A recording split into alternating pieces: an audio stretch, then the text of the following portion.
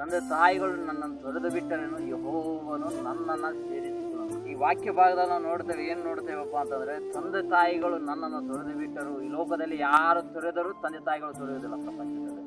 ಯಾಕೆಂದರೆ ಕಣ್ಣಿಗೆ ಕಾಣುವಂಥ ದೈವವು ಯಾರಾದರೂ ಇದ್ದಾರೆ ಅಂತಂದ್ರೆ ಅದು ತಂದೆ ತಾಯಿಗಳೆಂಬುದಾಗಿ ಲೋಕ ನಂಬುತ್ತದೆ. ಯಾಕಂತಂದ್ರೆ ಕಣ್ಣಿಗೆ ಕಾಣದ ದೇವರನ್ನೇ ಪ್ರೀತಿ ಮಾಡುವುದಕ್ಕಿಂತ ಕಣ್ಣಿಗೆ ಕಾಣುವ ದೇವತೆ ತಾಯಿ ಎಂಬುದಾಗಿ ಹೇಳ್ತಾರೆ.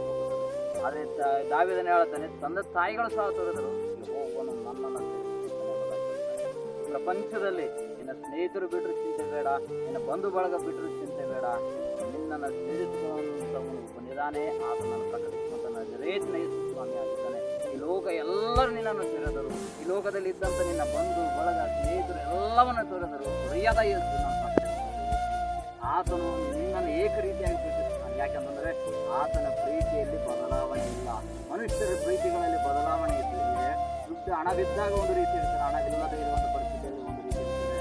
ಅವಶ್ಯಕತೆಗಳು ಇದ್ದಾಗ ಒಂದು ರೀತಿ ಇರ್ತಾರೆ, ಅವಶ್ಯಕತೆಗಳು ತೀರಿದ ನಂತರ ಮತ್ತೊಂದು ರೀತಿಯಲ್ಲಿ ಬದಲಾವಣೆ ಆಗ್ತದೆ. ಈ ಬದಲಾವಣೆ ಆಗುವಂಥ ದಿನಮಾನಗಳಲ್ಲಿ ಬದಲಾಗುವಂಥ ಮನುಷ್ಯರ ಮಧ್ಯದಲ್ಲಿ ಬದಲಾಗದಂಥ ವ್ಯಕ್ತಿ ಯಾರಪ್ಪ ಅಂತಂದ್ರೆ ನಾನು ಪ್ರಕಟಿಸುವಂಥ ಕರ್ತನಾದ ಯೇಸು ಸ್ವಾಮಿ. ಯಾವ ಮತಕ್ಕೂ ಯಾವ ಕುಲಕ್ಕೂ ಯಾವ ಗೋತ್ರಕ್ಕೂ ಸಂಬಂಧಪಟ್ಟವನಲ್ಲ. ಆತನು ಸರ್ವಾಂತರ್ಯಾಮಿ, ಸರ್ವ ಜನರಿಗೆ ದೇವರಾಗಿದ್ದಾನೆ. ಆತನ ಮೂಲಕವೇ ಲೋಕದ ರಕ್ಷಣೆ, ಆತನ ಮುಖಾಂತರವೇ ನಿಶ್ಚಿತಕ್ಕೆ ಮಾರ್ಗ. ಅದರ ನಿಮಿತ್ತ ದಾವೀದನು ಹೇಳ್ತಾನೆ, ಎಲ್ಲರೂ ತೊರೆದು ಬಿಟ್ಟರೇನು, ಯೆಹೋವನೇ ನನ್ನನ್ನು ಸೇರಿಸಿಕೊಳ್ತಾನೆ.